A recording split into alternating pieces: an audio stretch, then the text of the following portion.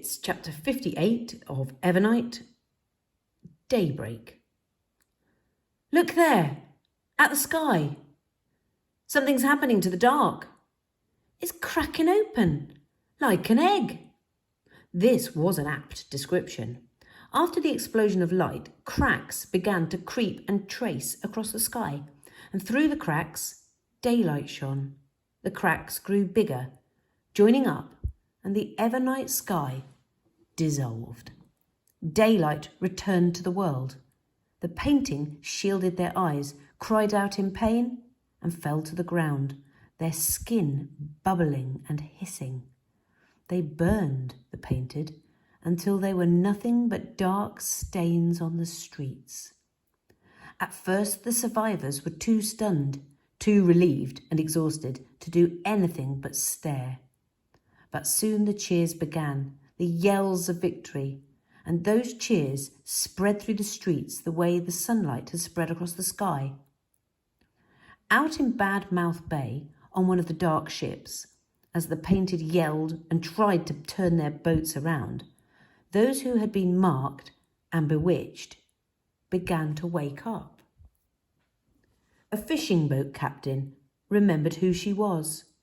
She remembered her childhood, her brothers, her father.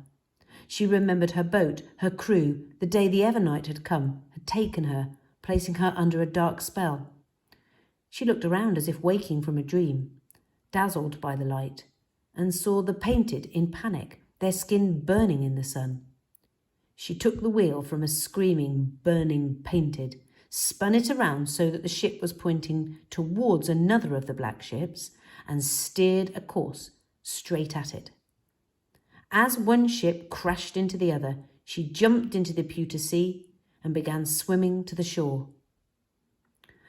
The first thing Agatha remembered was her son Joshua's blonde hair. Then the rest of her life came back to her. She remembered the night the painted had arrived, the painted who'd carved the curse on her forehead and taken her life from her. Now, as she scanned the boat, she saw painted on the deck, some dead, others writhing in pain. The strongest of them was still on their feet, trying to steer their ship away, to follow the preceding darkness. Agatha picked up a bow from a fallen body, a handful of arrows, and she aimed, losing arrow after arrow. Then, when there were no more arrows, she climbed to the edge of the ship and closed her eyes and jumped to freedom as the last of the painted's black ships drifted dead in the bay, or sank burning to the bottom of the pewter sea. The first thing Lara heard was the familiar gurgle of the stream. The water splashed and sprayed her, and she breathed in the smell of the sewers, the sweet stench of rot and filth, and felt that she was home. Her eyes cracked open. How weird. She was lying in the tunnels, and yet she was also looking at the sky. The sky was blue and bright.